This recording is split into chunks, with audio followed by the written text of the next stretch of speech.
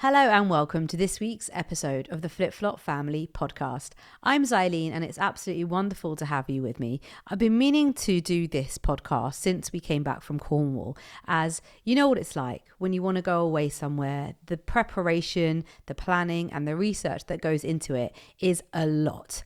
And I know that Cornwall is definitely a family destination, and so I thought, why not put it out there, our London to Cornwall road trip itinerary. Unfortunately, we didn't actually get to do all the things on our itinerary due to ill health and bad British weather. But this should be really helpful if you are planning a trip to Cornwall, and I myself will definitely use it again for the next time we plan to visit. For this particular trip, we hired a camper van and broke up our trip with stays along the way. The kids really enjoyed staying at camper van sites because they get to meet other children who are on their holidays as well. And you know what children are like. There's no barriers. They just get in, have fun. The kids were having water fights. They were going on bike rides. They were exploring. And that definitely is part of it. Our children absolutely love camping. So they got that kind of camping vibe by being in a camper van, staying at campsites. You could do the drive directly, and depending on where you live, if it's somewhere in London, you're looking at between 4 to 6 hours, depending on the time of day that you leave. And obviously, if it's a bank holiday, etc., it will take longer. Also, to bear in mind that because Cornwall is such a lovely destination, in the summertime, I believe the roads get a lot more busier because it's not like a city of London where there's so many other options. There's kind of few roads and everyone's using the same ones. So definitely bear that in mind if you do plan to go in the summertime.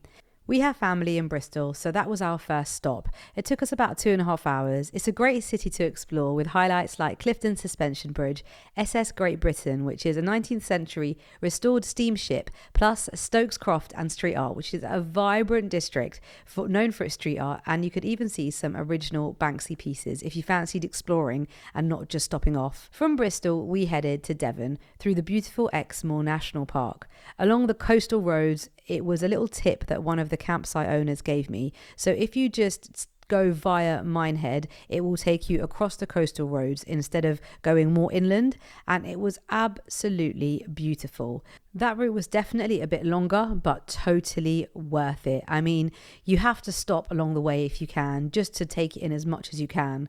Between Porlock and Colbone, it feels like you're sort of at the top of the world. There's like steep hills on both sides, and one is leading to the sea, and the other side is just rolling hills. And it was just amazing. You know, at some points, you really don't actually think that you're in the UK. It's that beautiful, especially if you get really good weather. Combe Martin Beach was super cute, and we planned to go kayaking on Heel Beach, but our flat tire totally knocked those plans out of the water. Excuse the pun. But actually, by doing this trip in a camper van, it definitely gives you that element of spontaneity, which I absolutely love and totally miss in life in general. You know, I feel like life is it can be monotonous, and although I really hate routines, I appreciate that children need them. So when you have times like this, when you're in a camper van and you can just sort of search on your phone as you're heading to a destination to figure out where you're going to stay, I don't know, I kind of get a thrill out of that, like not knowing where we're staying, not knowing where we're going, just seeing how long we can hang out for. We rode our bikes around Heel Bay and the kids enjoyed exploring the coves with Ben.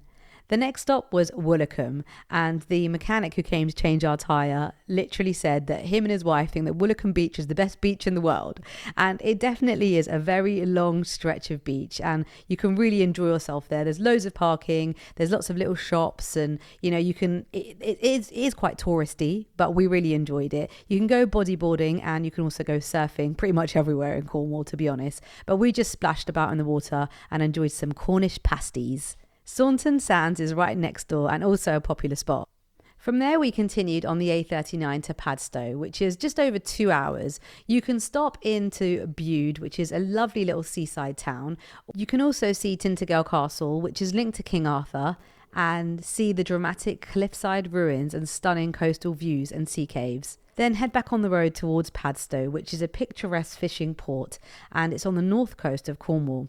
It's a 30-minute drive from there to Fistral Beach, which is a pretty well-known beach in Newquay. There's lots of surfing, nice views, and of course, more Cornish pasties. I tell you, we ate our weight in Cornish pasties while we were in Cornwall. It's a 50-minute drive from Newquay to St Ives, which is a nice little seaside with lots of little lanes, cute shops for a bit of browsing, plenty of food options, and also has the Tate St Ives.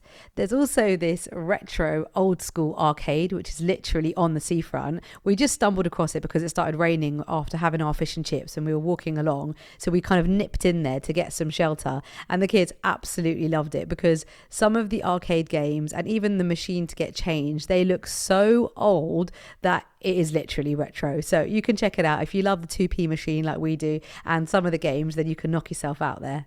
There are multiple beaches to stop at along this route and you wouldn't be disappointed. Some are Perrin Sands and Perranporth Beach, and next to it, if you like a bit of history, is Cliggerhead Wolframite Mine and Explosives Factory, which is definitely an interesting spot with lots of history and ruins.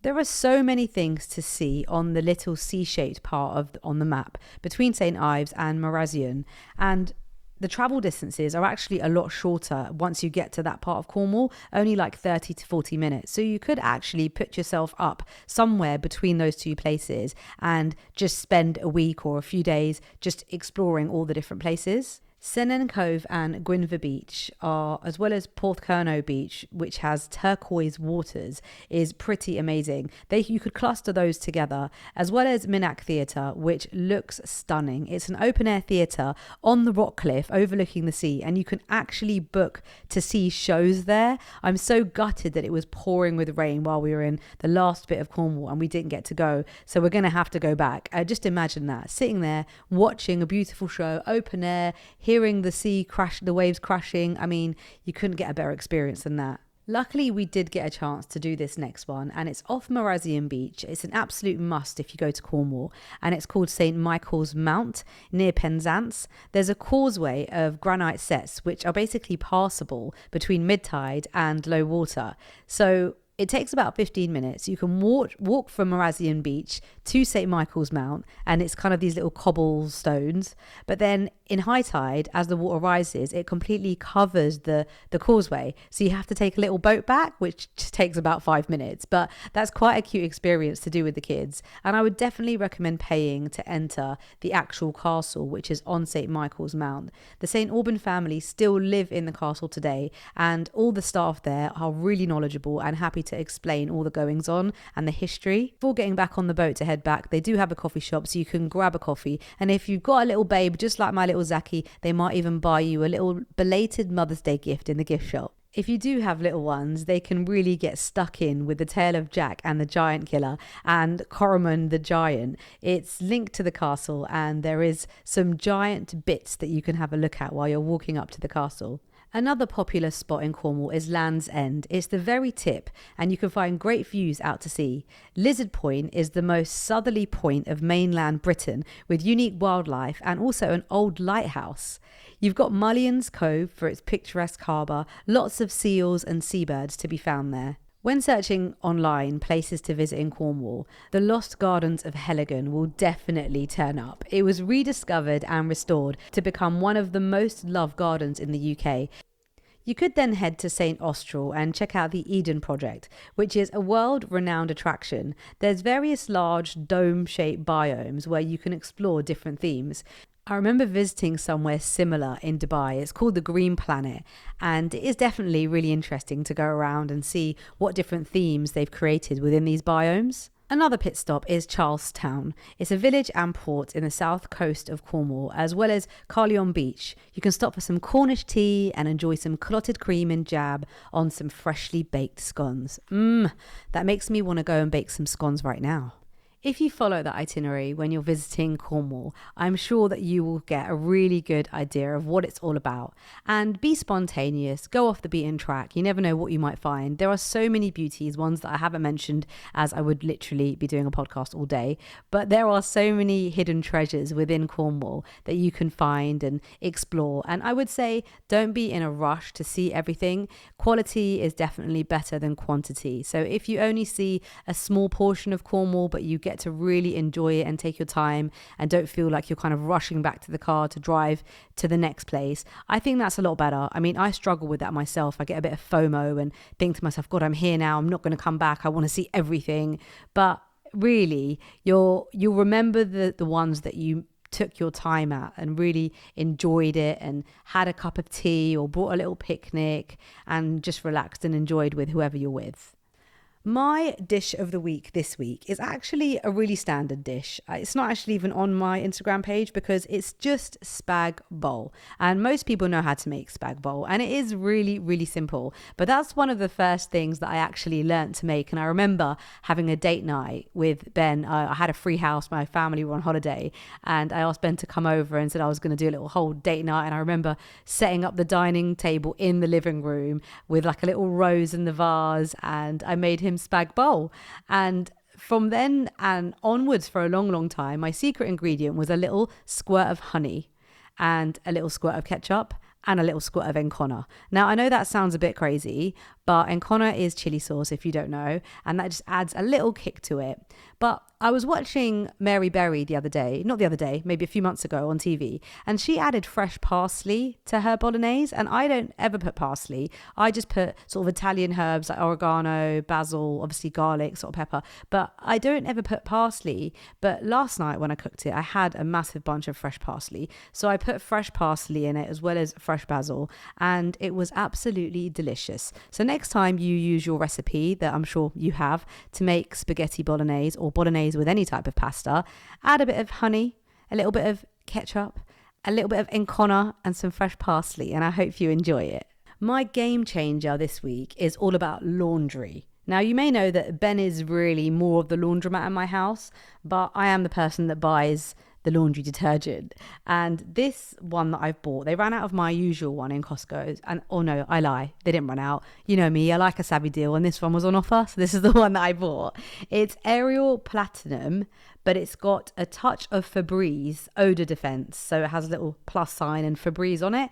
And it really is a game changer. If you have some sweaty Bettys in your house, we definitely do. We've got some smelly feet, and Ben's always at the gym, and the dude brings home like sweaty clothes, sorry Ben, like every day from the gym and just hangs it on the washing machine. And I find that sometimes like it goes through the wash and it still doesn't take away all the smell. So God, Ben's going to hate me for this one if he's listening. He really does smell really nice most of the time.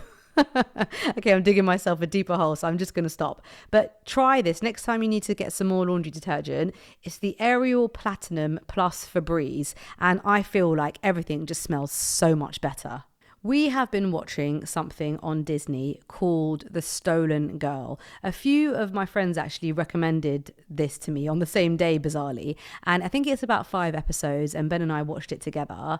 And it's interesting because you may remember that we did a podcast where we talked about sleepovers, and this has got something to do with sleepovers, and it goes on like that. I'm sure you can tell from the title what kind of program it is. It's not for children, although it's on Disney. It's not for children. The Stolen Girl. Check it out, and I think you will enjoy it. I'm going to add a new little bit into this podcast for this week, and it's days out, because we're always trying to find places to visit as a family, to go with children, or even just to go. You don't necessarily have to go with children, this place I'm about to tell you about, but my best friend's son had his birthday and we went there, and it's called Lewis of London Ice Cream Farm. It's in Barnet, and it has really delicious ice cream. They've got this little vending machine for fresh milk. There's a playground, there's chickens, and they do all different events depending on what is going on, Easter or Halloween, Christmas, that sort of thing. And there is also sort of inflatable slides and things that you can pay for your kids to have fun on. But it's a nice little visit if you're in the area.